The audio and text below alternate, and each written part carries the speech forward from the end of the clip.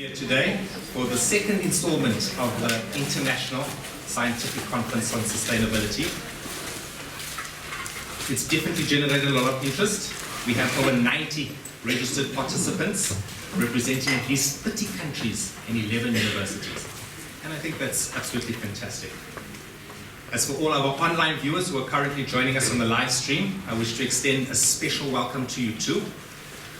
You know, digitalization is something that is both remarkable and unavoidable.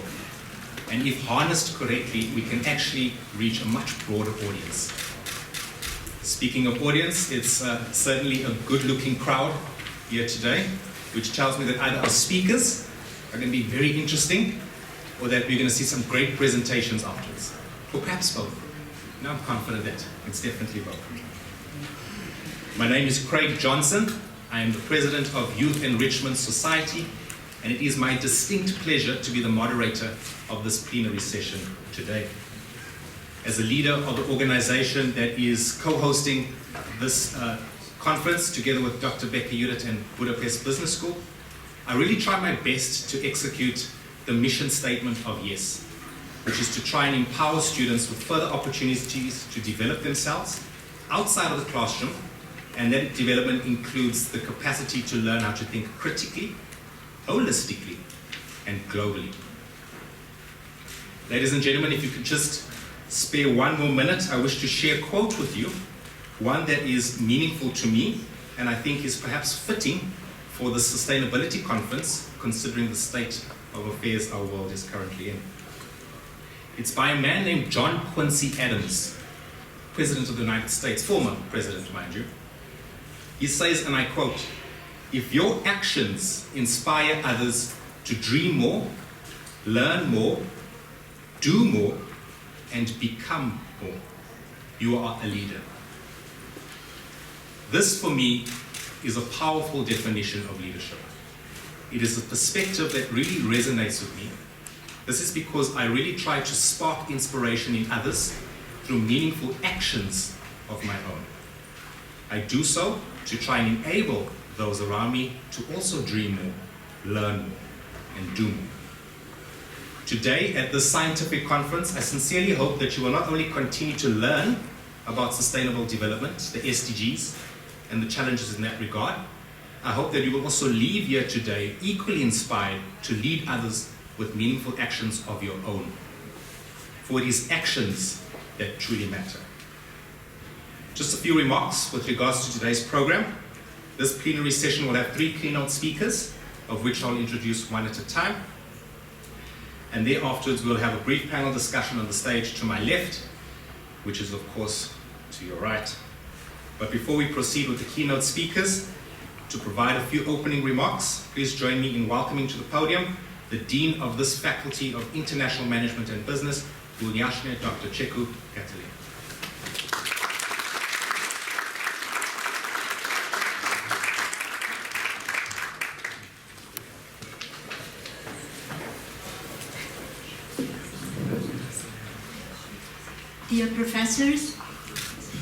Dear professors, dear colleagues, dear students, it is a great pleasure for me to greet you at the International Scientific Conference on Sustainability in the name of Budapest Business School and in the name of Faculty of International Management and Business. This conference is devoted both to local and global problems and intends to scrutinize the ethical issues and human values in this field. Above all, I would like to say many thanks to the professors, colleagues, and students who have organized this event.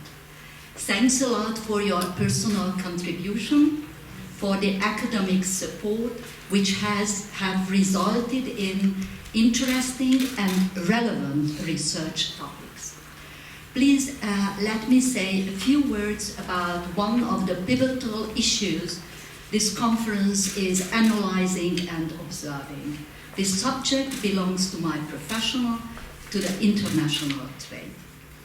I personally and frequently attended official procedures where compliance, handling, and treatment of waste and dangerous goods must have been reported.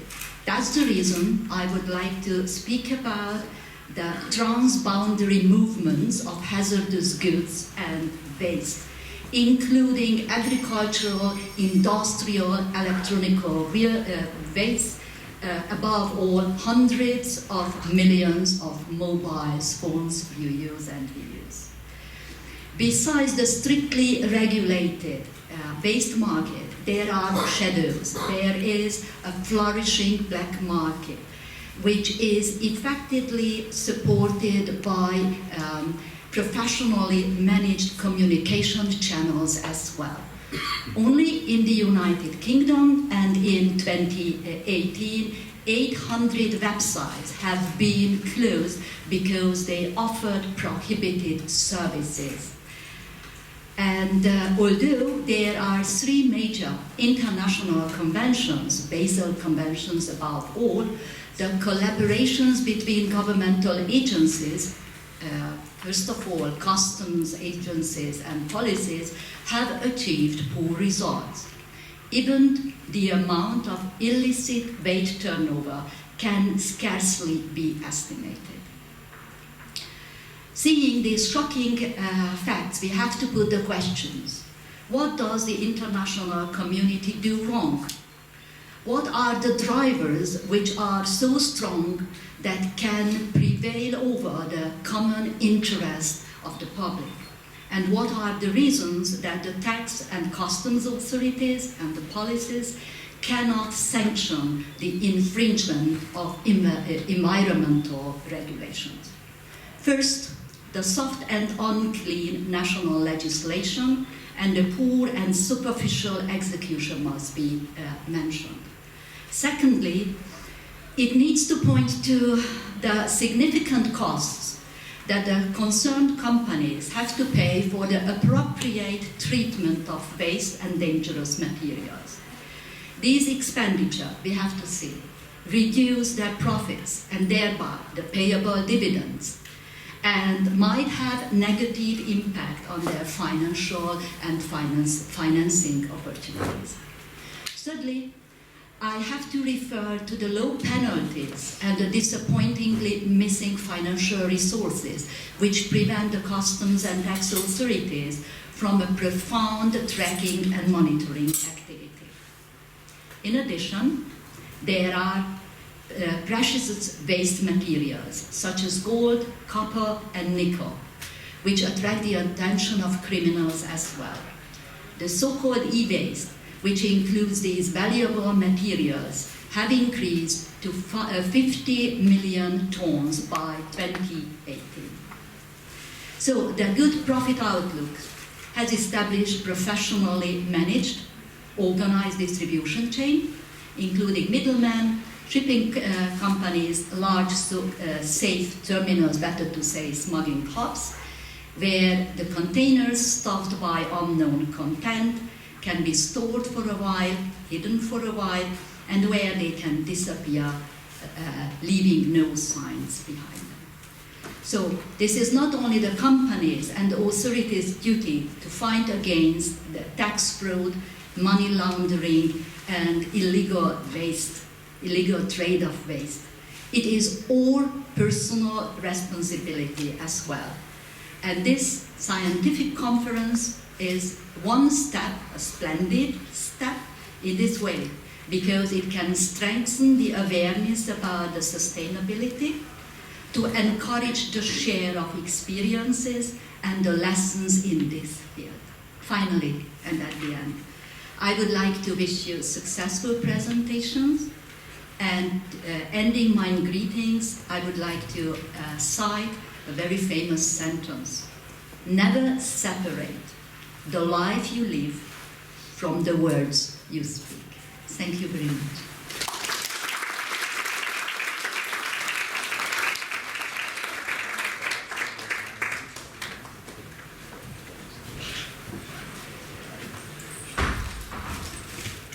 Thank you, Dr. Csekő, for those opening remarks and for highlighting the personal responsibility that we all need to take when it comes to living more socially responsible, in a more socially responsible way. Budapest Business School is really committed towards sustainability and towards being a socially responsible institution. It is for this reason that they've developed a fairly comprehensive sustainability strategy, and this conference here today is but one product of such a strategy. To discuss a little bit more on matters such as this, of course, among other things, please join me in welcoming to the podium our first keynote speaker. He is the advisor to the Rector of Budapest Business School, the co-chair of the Sustainability Council of Budapest Business School, as well as the director of Budapest Lab Entrepreneurship Center. Dr. Radácsi László, welcome.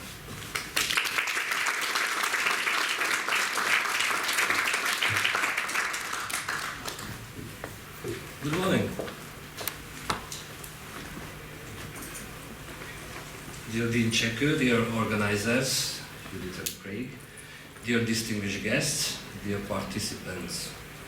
It is a great pleasure for me to make some remarks on behalf of the academic leadership of Budapest Business School and also of the Sustainability Council of the University. Let me start with a history lesson. Everybody enjoys history lessons at your age. So when I finished the University of Economics,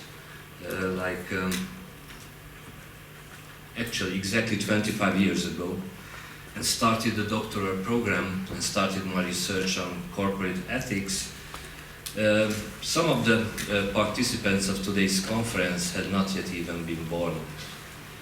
And at that time, the view that a business organization is part of a wider social and environmental system, and the business's effects on their social and natural environment should be taken into account when making management decisions, was not that widely accepted view as it is today.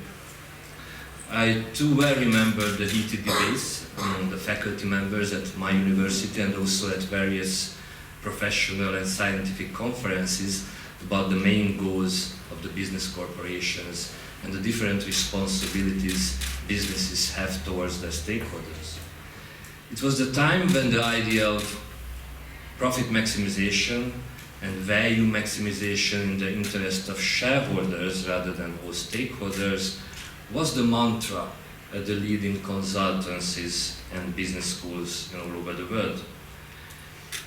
In 1996, when we published the first textbook on corporate ethics and on CSR in Hungary, I had the opportunity to write a chapter on stakeholder theory. And from that point on, let me put it that way, I became obsessed with that stakeholder theory, with that framework. And in the late 90s, I even had the opportunity to meet the father of stakeholder theory, Professor Edward Freeman, personally, and had a private chat about his framework. Also in the 90s, there was very, very little talk about climate change and its effects on our future. Fast forward to today, and the things are totally different now.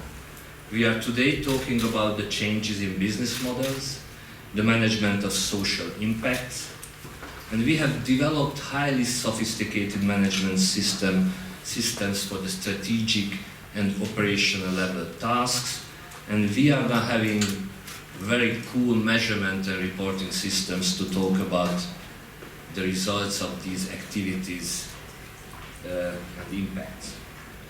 Also, today you have to be the president of a very big country to be able to deny the effects of climate change. Dana Nucitelli, who is an environmental scientist with a background in astrophysics, has published a lot of very interesting climate-related papers on various subjects. And a few years ago, he wrote about what he called the 5 stages of climate change denial. At stage 1, people would deny the problem itself exists. Once the people move beyond denying the problem exists, they often move to the next stage, denying that we are responsible. Once they progress through the first 2 stages and admitted that global warming is a problem and it's happening and it's human caused, contrarians generally move to stage 3, denying it's a threat, denying it's a problem. At stage 4, you may still want to argue that even if it's a problem, we cannot solve it. They may claim that solving the problem is either too expensive or it will hurt the poor, or both. Stage 5 global warming denial involves arguing that it's too late to solve the problem, so we shouldn't bother trying. So it's too late already, they would say. And unfortunately, this stage can be self-fulfilling. If we wait too long to address the problem, we may end up committing ourselves to catastrophic climate change. The good news is that we still have time to avoid that catastrophic outcome. And it's good news that it depends on us. The more emissions reductions we can achieve, the less the impact of climate change will be. And in that scenario, there is still a future, not only for the Elon Musks and Matt Damons and the real astronauts who will be able to leave planet Earth, but there is also a future for us, for our children and our grandchildren. I'm a father of 3, so it's very important to me, personally. Actually, yesterday I visited with the family and some friends the studio where the movie The Martian was shot. Have you seen the movie The Martian? It went under the title Mentor Expeditio in Hungary. Have you seen the movie? For those who haven't seen the movie, it's a 2015 film directed by Ridley Scott, starring Matt Damon, who is an astronaut who was left on Mars and he's trying to escape, and everybody on Earth trying to help him to come back to Earth. At the studio, they told us a very funny story about the shooting of the film. In the movie, there is a Chinese space station, the building of which is actually the MUPA, the Performing Arts Center in Budapest. The building is very easily recognized, especially because the bridge behind it, the Rákóczi Bridge. In the office shots that are taking place in this Chinese space center, the river Danube is visible through the windows, and also the Budapest Technical University on the other bank.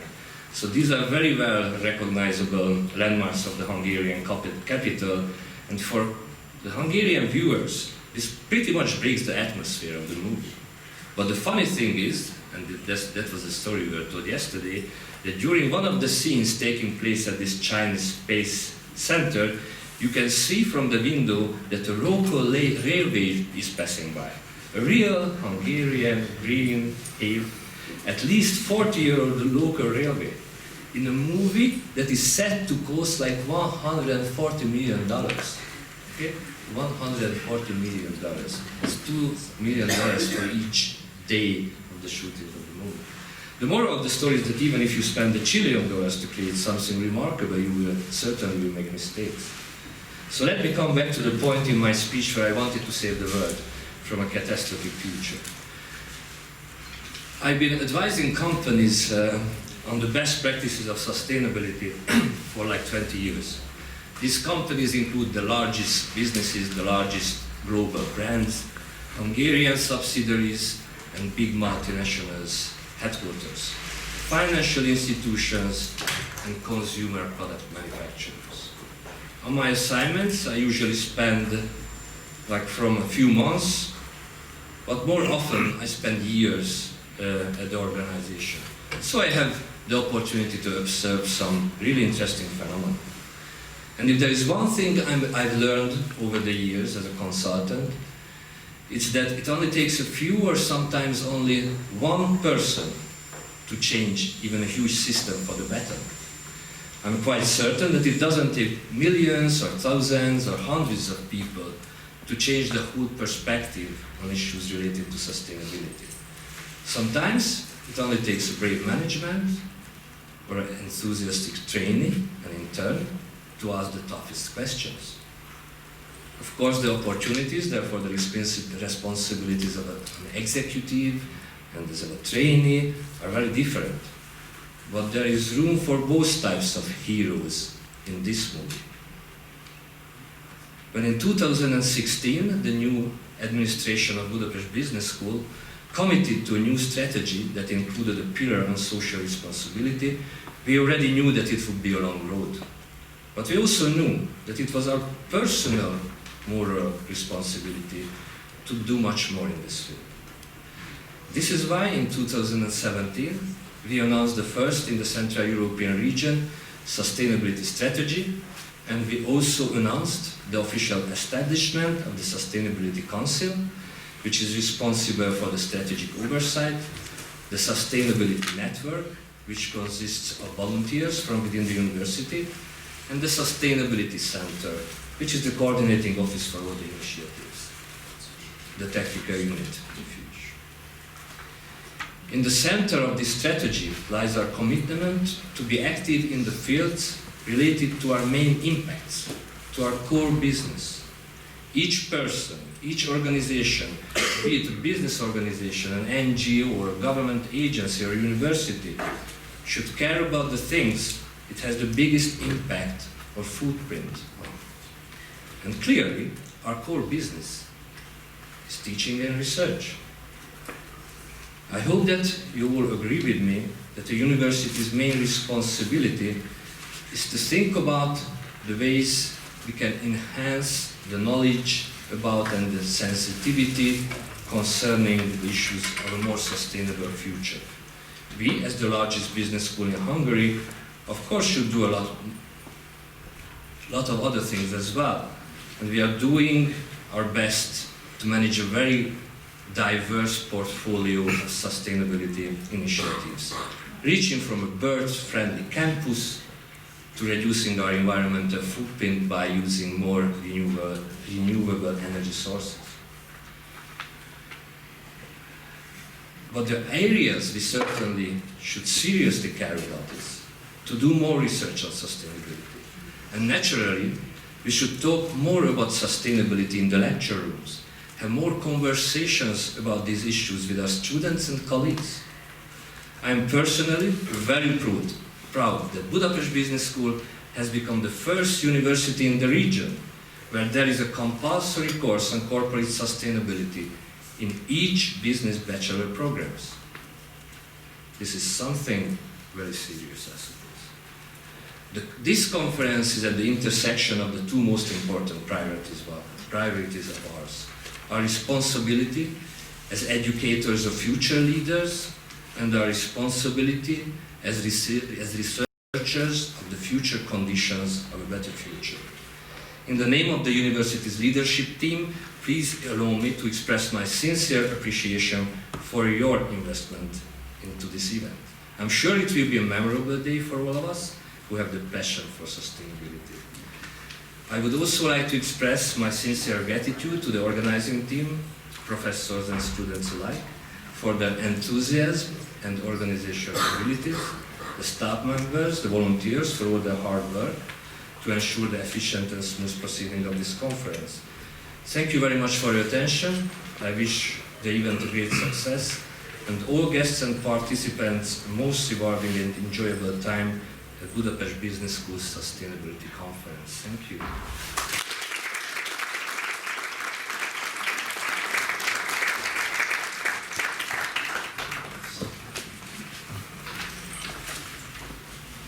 Thank you, Dr. Radácsi, for your speech. When I said there will be some interesting speeches, I wasn't kidding. I think yours had a lot of range. You gave us a nice brief history lesson, and you were speaking of the moon, and we appreciated the link when you brought it back to the progressive steps that Budapest Business School is doing. I think it's absolutely fantastic that the social responsibility course that we have as the first to make it available to all bachelor students, I think it's really a progressive sign. Our next keynote speaker is someone who really seems to personify, in some way, sustainability as a concept, as a way of life.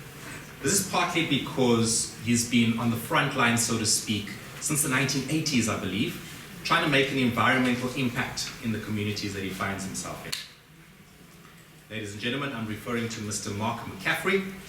He is the co-founder of CLEAN, an acronym which stands for Climate Literacy and Energy Awareness Network. Mr. McCaffrey is also an author, an educator, a consultant, and an American, partially living out his days in the Matra Mountains of all places. It's a beautiful region, really, but if any of you know anything about Hungarian topography, you will realize that it's perhaps fitting to call it the Matra Hills. Mr. McCaffrey, please join me at the podium.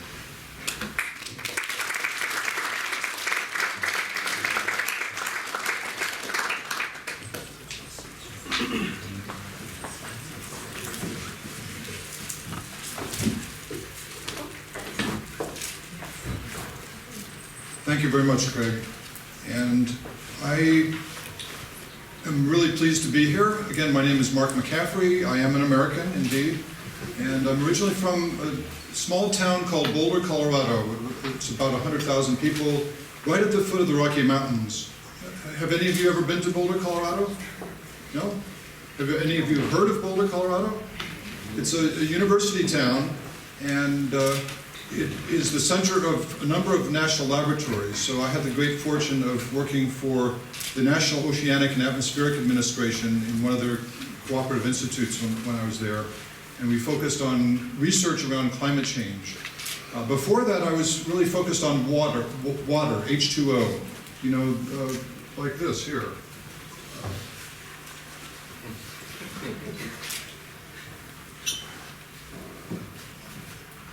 You know, the human body is mostly water, and the brain is 90% water, something like that.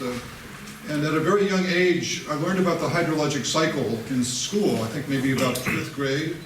And I realized that water is something that makes up most of my body, but it also directly connects me to the clouds and the trees and the animals. And I was a big enthusiast about water. There used to be a French explorer named Jacques Cousteau that some of you may have heard of. And he had television programs about exploring the oceans of the world. And so I imagined when I was young that maybe I could grow up to be like Jacques Cousteau. But along the way, I ended up becoming much more interested in climate change, which of course does tie in very strongly with water. I'll be talking more this afternoon about some of the work around sustainability that I've been involved with in the session on water, waste, and sustainability. So if any of you are wondering which session to go to, you're welcome to come to our discussions on, I think it's thread number 3. But in any event, I'd like to just take a few minutes here and talk about a framework that I've developed with some colleagues that we call Powers of 10. And it may help us be thinking about how we can scale and optimize our efforts to not only address climate change, reducing greenhouse gas emissions and sequestering carbon where we can through good agricultural practices by protecting trees and reforesting where we can, but also to ideally attain the Sustainable Development Goals, which I think many of you are familiar with. So let me take a drink of water here and I'll give you an overview of this framework.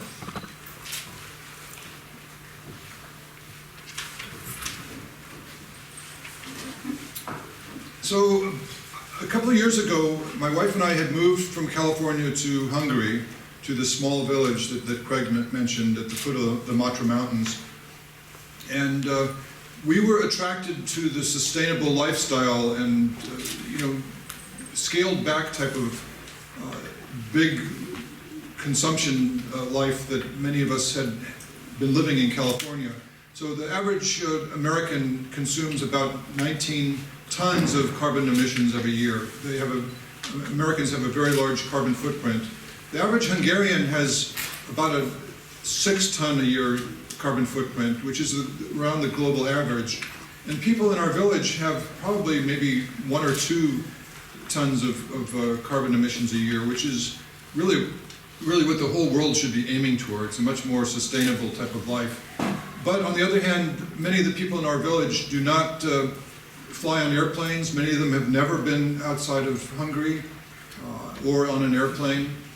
So they grow their own food, like our neighbor Elspeth across the street grows every single centimeter of her property with vegetables, and she has chickens, and She lives a very sustainable lifestyle in many respects. And we were attracted to that when we moved here from California. But I was at a conference a couple of years ago at the Stockholm Resilience Center in Stockholm, Sweden, and we were talking about the scaling of sustainability practices, especially around climate change.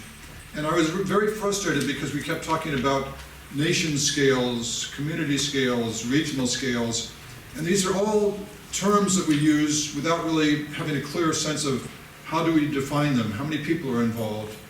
And so I suggested, why don't we use the fact that there's 10 orders of magnitude between a single individual and all the people on the planet, all 10 billion, we're approaching 10 billion people now, as a kind of scientific framework that we can begin to think of in terms of the scales involved. So right now I'm just going to take a few minutes to walk through these 10 steps from a single individual to the global scale.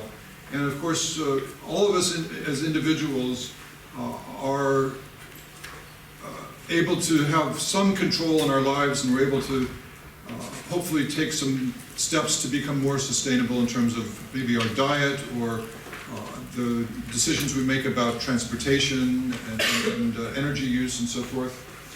And then beyond that, at our family scale of 10 people, that could be a large family or a group of friends, we have increased ability to make a difference. We have a greater impact the larger we are. So we can magnify that impact of an individual at a family scale, a household scale. And then of course at a larger scale, like 100 people, the number of people in this room, we can have an even bigger impact. And some of the researchers have shown that this is about the scale, around 100 to 200 people, that we can call our personal network. There's an anthropologist named Robin Dunbar who's really studied this in detail, looking at not only humans but other primates and their social interactions. Moving out even further to the 1,000 people scale, that would be like the scale of a neighborhood or a village. Like one of our nearby villages of Pasto at the foot of the Matra Mountains is about 10,000 people. That's more of a community scale. We call the 100,000 people scale the meta-community scale, and that would be like a district in Budapest, like Józsefváros, where my wife and I have a small apartment. And then beyond that, well, just to focus for a moment on this meta-community scale, that's really where we can say the global and the local converge. But at the 1 million scale, that would be the size of Pest or Buda, roughly, or the city of Boston. We have an even greater impact, but sometimes it's because there's so many more people involved, it's harder to get everybody to be marching to the same tune, so to speak. And then at the what we call the mega community or nation state scale of 10 million people, the size of Hungary or the size of many of the megacities around the world. There's over 40 million megacities that have a population of 10 million people or more. And that's where we can really have a bigger impact, but oftentimes they're so big that it's hard for them to make a lot of progress. So for instance, here in Hungary we have a commitment to the sustainable development scales, but can we actually do it on a full nation scale, or do we need to reduce it down to a more manageable scale for implementation, like a district of Budapest, for instance? At the subcontinental scale of 100 million people, like the number of people roughly in Egypt or the Nile Valley, then there's an even bigger impact, but it's even more difficult to corral everybody into doing things in the same direction. And then finally, at the continental scale of 1 billion people, the number of people in Europe or all the Americas, or in China or India, there's a bigger bang, a bigger impact. And then finally, at the global scale of 10 billion people, right now we're about 7.5 billion people, but we're heading towards 10 billion people by the year 2050. So in any event, this is a framework that I hope might be helpful for you in terms of framing these challenges that we face, and the idea that maybe there's a sweet spot towards the middle, around 100,000 people, where we can really focus our efforts on attaining the sustainability development goals and really making progress. So with that, thank you very much for your interest, and we'll maybe talk with you if you're interested in more a little later today. Thanks again.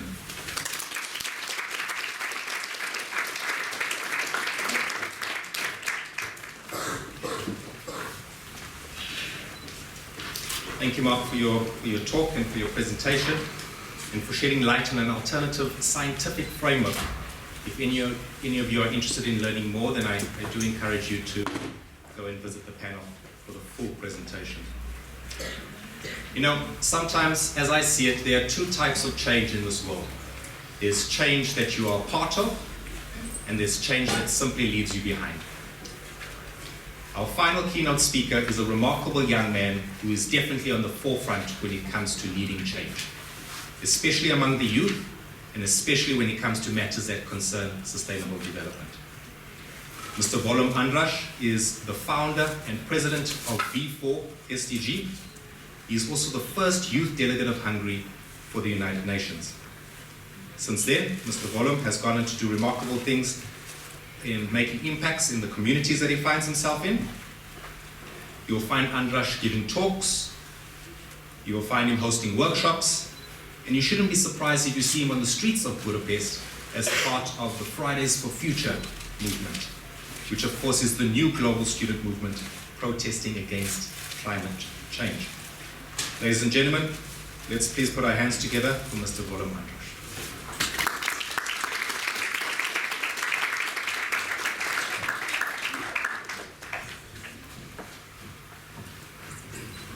Good morning. Thank you very much for the kind introduction, Craig. Usually I improvise at public speaking opportunities, but this time I actually prepared something for you. My name is Andras. I'm 22 years old, one of you. I'm also one of the many who are worried that if we don't act now, life on Earth will be hell by the time we turn 50. I'm worried that climate change and environmental unconsciousness will destroy my beloved country as I know it, starting with the drought-struck plains of my grandmother's county, followed by the burning reeds of the Kis-Balaton set ablaze by other humans. I am worried that growing inequalities between and within countries will breed hatred and violent conflict. I am worried that the introduction of new technologies will put scores of people out of their jobs. I am worried that our leaders are not suited to tackle these challenges because they still have not learned how to be sustainable. But what is sustainability anyways? It is complex and hard to understand. I often say it is about making better out of less in a fairer way. Mostly that does the trick, but also leaves many questions open. So I go on introducing unsustainability, a collective hangover of humanity without the relieving comeback from rock bottom, death, extinction. Obviously, shock makes quite an impression. Unfortunately, nothing more. In the end, I always realize that I must take the hard path to explain that sustainability is a different way of doing, living life. It's about keeping balance between all we do together as inhabitants of Earth. It's a new paradigm of security that takes a holistic view on threats. It looks at social, environmental, economic, structural, legal, violent, armed developments, all at the same time to ensure that none escapes attention, none causes irreversible harm. It is a new strategy of long-term survival. It guarantees that we are not overdoing things in a way that we create new threats. Essentially, sustainability is about keeping all our processes in check, for stable progress, and that is hard to achieve. Take the gravely oversimplified case of the politician, let's call him Fred, who has 20,000 coal miners in his district. If he shuts the mines down and saves the climate, he makes people jobless and loses energy security. Let's say that he is a clever chap and also has the means to overcome these challenges. He installs enough renewable solar panels and introduces a program that retrains the miners into factory workers employed by a local firm. A few months later, the same company announces that it will now use robots instead of humans to match rising competition from the United States and China. People are made jobless and helpless again, and this time retraining seems harder. New jobs require skills that can only be gained through longer, more comprehensive training. It seems that the hole created in the budget by the solar investment makes it impossible to fund the costs. People take to the street, Fred is overthrown, and the problems remain unsolved. Remember, all of this started because our fellow politician decided to go big on climate action. Us young voters prompted him to do so when we marched for the climate last Friday. We showed him that if he doesn't act, he will be out of office in the next elections. Unfortunately for him and many others, our demand created new problems.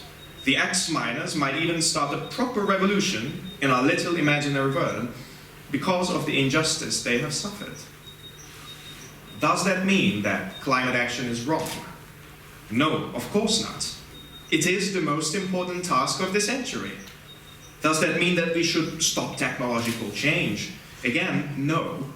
It can actually help us solve many sustainability challenges. But does that mean that even the best intentioned actions can have negative consequences?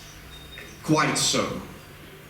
Some might say that these miners or whoever are necessary collateral damage, but racking up too much of that is a sure track to instability. One must keep balance. One must keep all factors in mind. Now, why do I tell you this? First of all, to show you how political and how real are the matters of sustainability. It's not a green fairy tale, but hardcore politics with human lives at stake. Secondly, to make you understand that we wield immense power. Politicians as Fred will do what it takes to stay in office. If voters tell him climate action, he will eventually go climate action. Unfortunately, Fred cannot foresee that by appeasing us, he is creating life and death problems for others. He does not prepare, and that responsibility partially lies with us. Thirdly, and most importantly, I tell you this because you are the people who can tell Fred how to do better, how to prepare. You are young entrepreneurs and opinion leaders pitching sustainability solutions today. You might protest on Fridays, but you also have ideas, and that's of paramount importance. Fred did better than the average politician, and yet he still did not do well enough. He lacked a full perspective on sustainability. When he made the decision to care about the environmental, he forgot about the social and the economic. That's not sustainable. And he did not know that. You do, and that is why you should not only protest, but advise decision makers to even lead yourself. Extend a hand and try to be a partner. Not everyone will accept it, but how will you know if you never try? It is one thing to go against something and another to offer viable alternatives. Do not get me wrong, protest today is necessary. It generates action and reaction, can raise awareness, but it provides no solutions. You provide the solutions. And that is what I have been doing too. Today, as the head youth delegate of the European Union to the Group of 7, or with my regional organization, called V4 SDG, Visegrad for Sustainability, our motto could not be clearer about this: solving today's challenges with tomorrow's leaders. And previously, as the first youth delegate of Hungary to the United Nations, in which capacity I took each and every photo opportunity to whisper ideas into the ears of our leaders. I literally did that. And sometimes it made a change. I am András, 22 years old, one of you. I am worried that our leaders are not suited to tackle the challenges of the 21st century because they still have not learned how to be sustainable. But you do, and that gives hope. Hope that when we speak, advise, or create, we stand together for the United Nations Sustainable Development Goals and will leave no one behind. We can do it. We've got this. Thank you.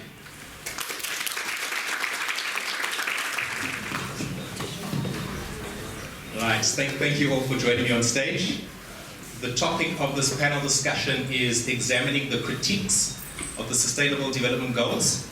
We're a little bit over time, so I'm going to ask for your patience and understanding as I sort of steal 10 minutes away from your coffee break, just so that we can have a free-flowing conversation, really. But to get the most out of it, we thought we'd do it in some sort of framework.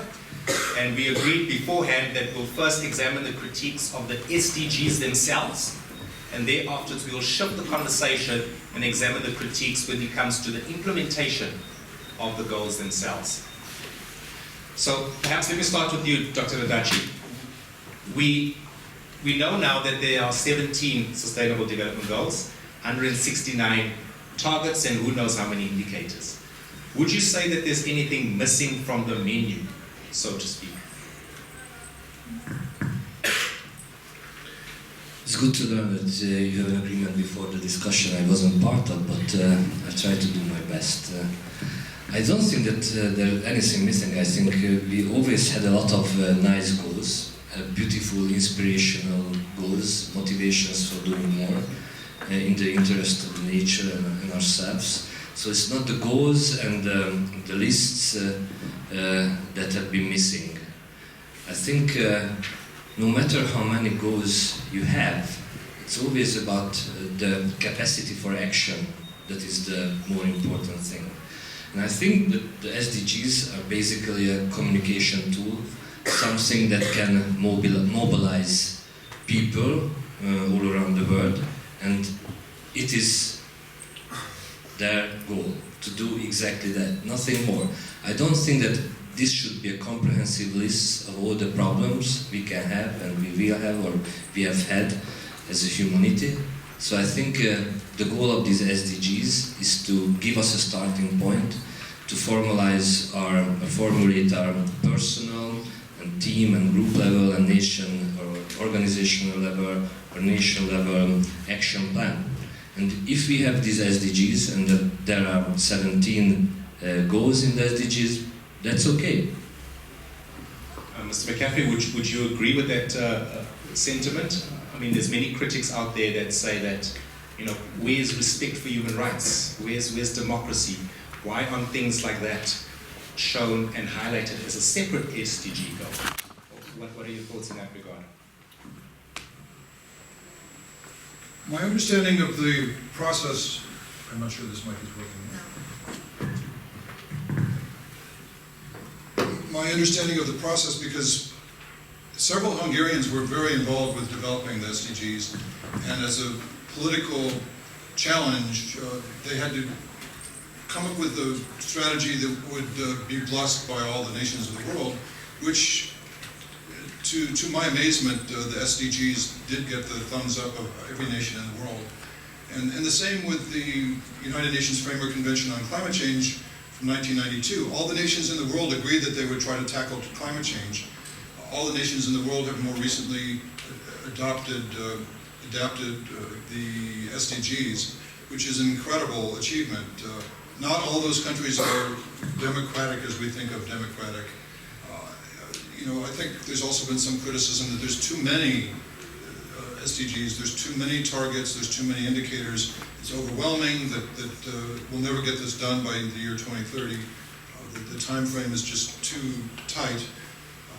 And on the other hand, it's very aspirational, and it sets the bar perhaps ridiculously high in some respects. It's sort of the impossible dream, but it's a dream that can be achieved methodically. I think for me, a lot of it has to do with the fact that it's easy for a nation to say, yes, we'll do this, whoever it is that makes those decisions. In the United States, it would be somebody in the Department of State who gives their blessing. Here in Hungary, I'm not sure how that works exactly, but it's easy to say yes. We are not that sure either. Sorry? We are not that sure either. Yes, right. Yeah. It's not a question. Yeah, it's a bit of a mystery of how did the nations all agree to do this, to say that by the year 2030 we will have achieved the Sustainable Development Goals. But the reality is that, again, it's an issue for me of scaling. It's easy to say we're going to do these things and then leave it up to somebody else to actually have to implement it. Who is going to do the implementation, and at what scale can we implement issues around social inequality, especially? I mean, as you brought up, climate action has to be done in a way that's socially responsible and doesn't create more injustice. So, to me, I think that's the big question, is how do we, at a subnational and community scale, start to address the SDGs? Right. Just before we shift it to the capacity and the implementation challenges, I want to get Andrus's input, so of course it would be nice if you can respond. Your thoughts on the SDGs, are they missing anything themselves? Because you raise the point of the frustration and maybe too many goals. There's also the concern from critics that a lot of countries, they sign up to these goals, but they do so not in good faith. For example, we have an SDG goal that talks to gender equality. So many countries have signed up, committed to gender equality, but they have no real intention of changing their culture or adjusting things with religious affiliations to accommodate such a goal. So it does highlight that concern that people are committing to something in bad faith. Well, mainstreaming any of the SDGs is an arduous task. I mean, we are here on this panel, and yet we have no women on this panel. So I think that it's something that you constantly need to remind yourself of. But going back to your previous question, are we missing anything in the SDGs? Well, I don't really think we miss a bit. I think we miss more like an easier narrative. I actually disagree that the SDGs are primarily a communications tool. Maybe they were created as such. They are definitely better than the MDGs. They are better known, but still, 17 goals. It's really hard to focus on one narrative in that. I mean, if you show that to anyone who's working in political campaigning, I think that they will tell you that, well, that's not something I can win an election with. And I think I also mentioned this in my speech. Sustainability actually has to somewhere come back to elections and popular demand.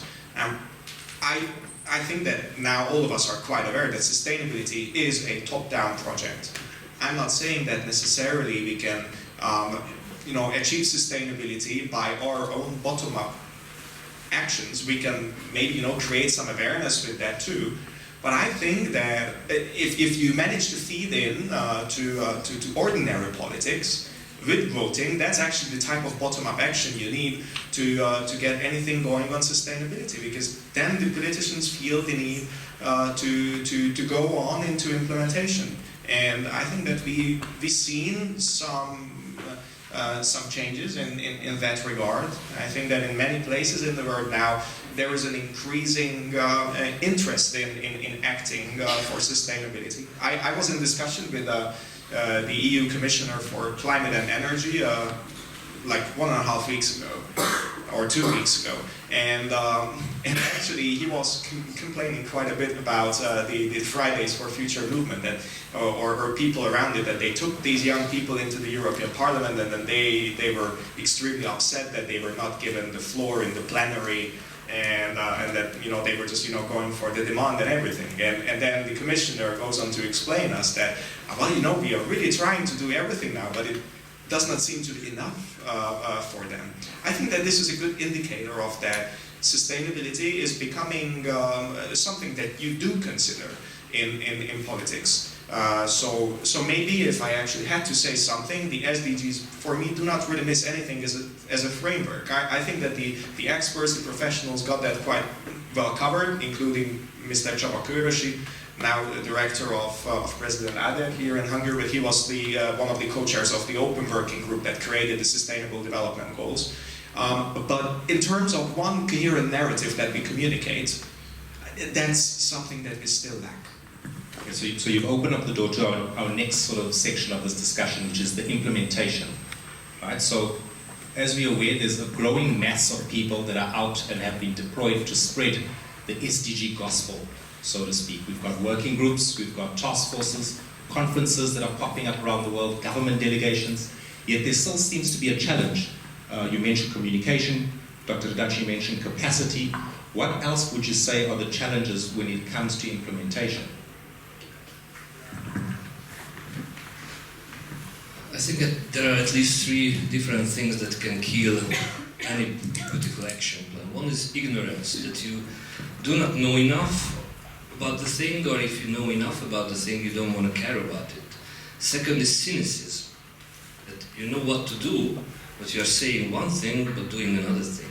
We see this kind of cynicism on both on personal level, organizational level, and national level as well. Talking about accepting these SDGs not in good faith. And the third thing is to make it a political issue. I'm sorry to say that, but anytime an issue becomes the focus point for a political debate, it loses its meaning. It becomes a totally different thing. So when I'm saying that the SDGs are mainly communication tools and it's a communication platform and the starting point for different actors to formulate their action plan about it or related to it, I mean that every person, every organization, be it a business or government agency, can find within the pool of these SDG goals something that it can relate to. And that's the most important thing. Nobody can solve all the problems. But you can pick an item from the list and start working on it. And I think that's the main message that should be understood when talking about the SDGs. That it's not about fulfilling everything or solve all the problems or saying that you are a proper citizen or proper organization if you can do something in all these aspects of the sustainable future. But it's a responsibility, it's a task for all of us to do something. And once we have these SDG goals, it's better or more easier to, for example, for corporations to find something that relates to their industry, that relates to their business model, and to incorporate those expectations into the daily operations of their businesses. So it's very important, for example, for the managers to have this framework, because then they can communicate these sustainability initiatives better for their colleagues, for their internal communities, and also for the external stakeholders. So if there is something you can relate to, even if you're a consumer, an employee, or a leader or business corporation, that provides you with a common language. And it's very important when we are talking about sustainability to have this common language, because there are so many problems, so many different approaches, so many possible actions, so many indicators, numbers, figures, speakers, theories, everything. So the SDGs would provide us with a clear language, and I think that's the most important thing when we are talking about that list, that we should study it, find something that we can relate to or we have responsibility to care about, and start acting. Dr. Radácsi, I actually want to pose a question to you again, bring it closer to home. You obviously were involved with the development of the sustainability strategy of Budapest Business School. We've got a Sustainability Council, Sustainability Center, Sustainability Network. in terms of implementing it at an institutional level, because there's also challenges in that regard. Can you maybe comment?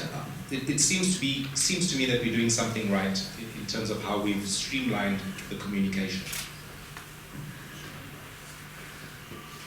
I think the main obstacle here at the university is the same as it would be in any other organization, be it a business or another NGO even.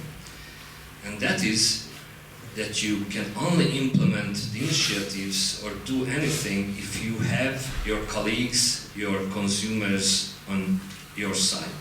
So it's not something you can put it on a paper and expect that it will become, better or brighter by today. So what you need here, and that is the thing we are working on very hard with our colleagues in different positions, is to talk more about the importance of these issues and also to show everybody his or her role in this sustainability agenda.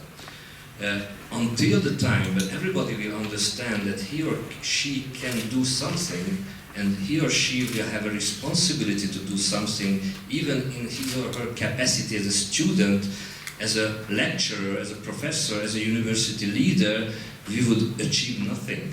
So it's very important to educate people about these issues and also to educate people about their possibilities to act in relation to sustainability. So everybody should be aware of the fact that he or she can do something and he or she will have a responsibility to act so. Right, thanks. You opened up the door nicely there for Mr. McCaffrey, because you mentioned education. If I understand it correctly, you take issue with the syllabus when it comes to educating sustainability and the teaching methods that a lot of the schools and the universities use when it comes to delivering that sort of education. Do you also still see the issue there when it comes to implementing it? Maybe you can comment on that? Yes, I think by and large, many students can go through all their primary years, secondary school, post-secondary school, graduate from the university and never really learn the basics of climate change, never learn the basics of sustainable practices. And this university, I think, should be congratulated by the fact that sustainability is an integral part of what you do here. And again, I think you've created kind of a sweet spot where the students are all learning about sustainability in the coursework. They're then taking it back to their families, the businesses that they go into once they graduate, back to there's many international students here. You're bringing that information back to your home countries, and that's magnificent. That's exactly what should be happening. There is a big Teach SDGs movement, and I think in some ways you're epitomizing and really highlighting the fact that education is vital. And as Andras was saying earlier, that elections are important. I think that's true in a democratic society, but not all countries in the world are democratic, and in many places they may have elections, but people don't necessarily feel like their voices count, and so they become apathetic in many regards. But through this Teach SDGs sort of revolution, if you will, I think that we can show how integrated all these things are. I mean, in terms of narrative, I think climate action is the primary narrative, and that all these other things are related to that. We have a presidential candidate in the United States named Governor Jay Inslee, who has made climate change the #1 focus of his campaign for presidency. And it's not just a checkbox, it's the #1 priority in his view. And then all these other things, healthcare, justice, and so forth, are integrally related to that. So I do see some potential, even in a country that is as sort of retrograde as the United States is right now. Thanks, Mark. Andras, we'll just end off with you because we're short on time. You did elaborate on your presentation about the political challenges with regards to implementing the SDGs. Maybe you can share your thoughts on a more personal level. Dr. Radácsi mentioned that there's a lot of these contradictions. I wouldn't be surprised if nobody here who has a car has an electric car. We still consume a lot of plastic in our daily lives. So the question is, how do we get people to care? how do we get everyone to participate and for sustainability to become a value? Because once it's a value, it drives all your actions on the outside. So actually that's convenient because that way I can also react to Dr. Radácsi. I'm not sure if we entirely disagree. I'm pretty sure that we agree at somewhere along the road, but I think that of course politics is a messy business. No one said it isn't, and it's also a battlefield of different interests. Naturally, if you take sustainability there, it loses that sort of sanctity that it has, whilst you keep it in the scientific community. Or when you go for the grassroots organization-based action. But at the same time, if we had like 100 years, I would say that that's fine. Let's just keep it in the scientific community and let's just educate people, because we'll be able to just rely on the long-term impact that we have in education. But nowadays, to me, the case seems to be that we need some shots be called, and shots are called at the level of government. And if we are not involving ourselves with politics, I'm afraid that the change has no chance of happening quick enough that we are able to react to the challenges that we are facing. But you know, how can we make people interested in sustainability or sustainable development?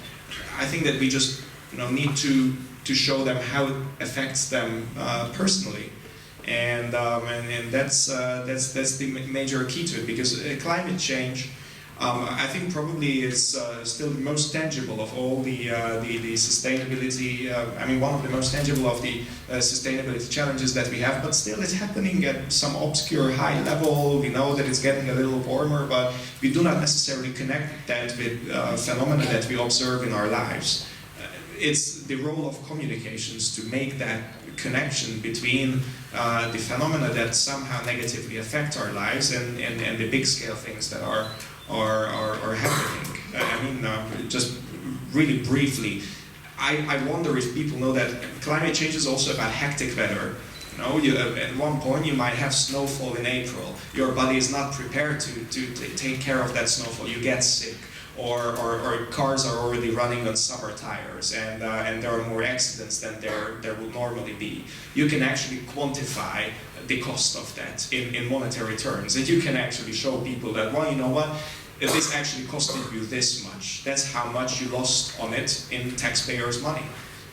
But it's really hard, because most people, I think, at least in Hungary, think that the government just gets its money from thin air. No, it's coming from you. You are the taxpayers, you fund this government, and it actually is heavy on your budget if we are going down this trail. This is the connection I think we need to make. Thank you all. Sharing that.